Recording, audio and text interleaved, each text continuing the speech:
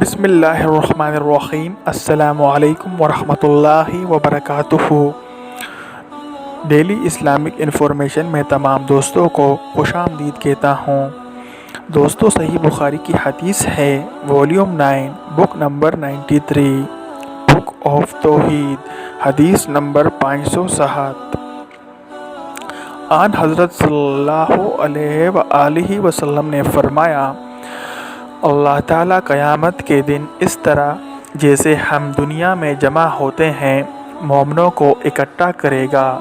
وہ گرمی وغیرہ سے پریشان ہو کر کہیں گے، کاش ہم کسی کی سفارش اپنے مالک کے پاس لے جاتے تاکہ ہمیں اپنی اس حالت آرام ملتا۔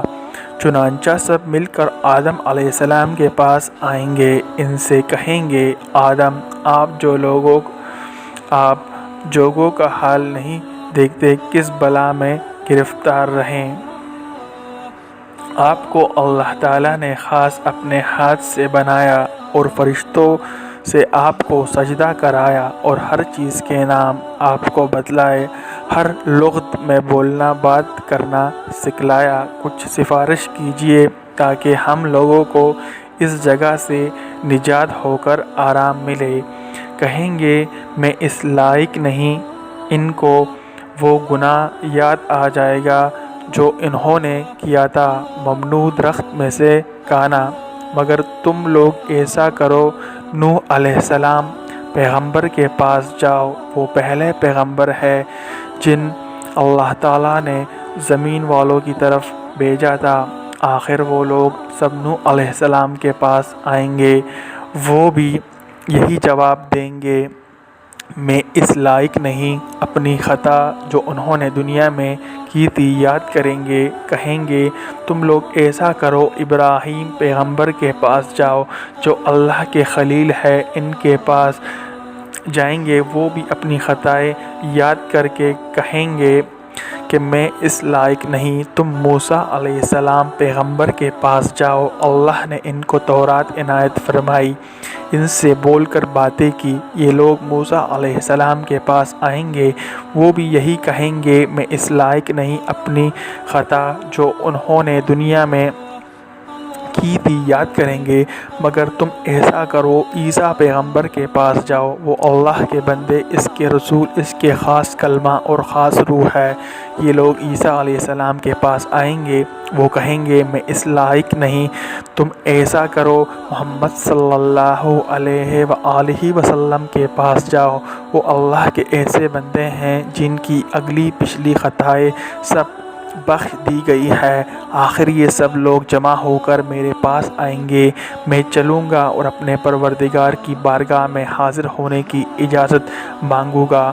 مجھ کو اجازت ملے گی، میں اپنے پروردگار کو دیکھتے ہی سجدے میں گر پڑوں گا، اور جب تک اس کو منظور ہے وہ مجھ کو سجدے ہی میں پڑا رہنے دے گا۔ اس کے بعد حکم ہوگا، محمد صلی اللہ علیہ وآلہ وسلم، اپنا سر اٹھاؤ اور عرض کرو، تمہاری عرض سنی جائے گی، تمہاری درخواست منظور ہوگی، تمہاری سفارش مقبول ہوگی۔ اس وقت میں اپنے مالک کی ایسی تعریفیں کروں گا جو وہ مجھ کو سکھا چکا ہے یا سکھلائے گا، پھر لوگوں کی سفارش شروع کر دوں گا۔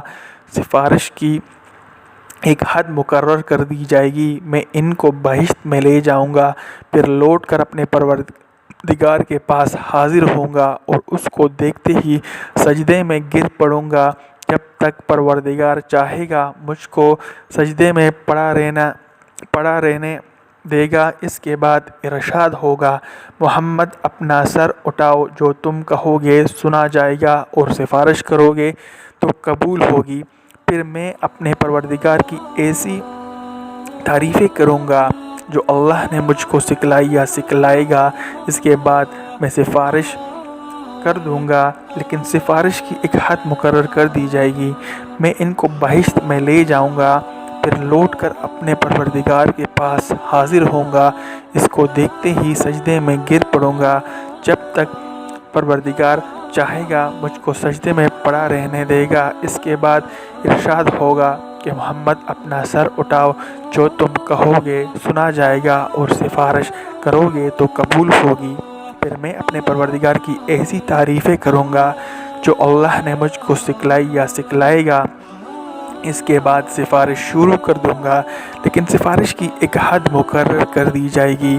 میں ان کو بہشت میں لے جاؤں گا، پھر لوٹ کر اپنے پروردگار کے پاس حاضر ہوں گا، عرض کروں گا یا پاک پروردگار، اب تو دوزخ میں ایسے ہی لوگ رہ گئے ہیں جو قرآن کے بموجب دوزخ ہی میں ہمیشہ رہنے کے لائق ہے، یعنی کافر اور مشرک۔ انس رضی اللہ تعالیٰ عنہ نے کہا، آن حضرت صلی اللہ علیہ وآلہ وسلم نے فرمایا، دوزخ سے وہ لوگ نکال لیے جائیں گے جنہوں نے دنیا میں لا الہ الا اللہ کہا ہوگا اور ان کے دل میں ایک جو برابر ایمان ہوگا۔ پھر وہ لوگ بھی نکال لیے جائیں گے جنہوں نے لا الہ الا اللہ کہا ہوگا اور ان کے دل میں گیہوں برابر ایمان ہوگا۔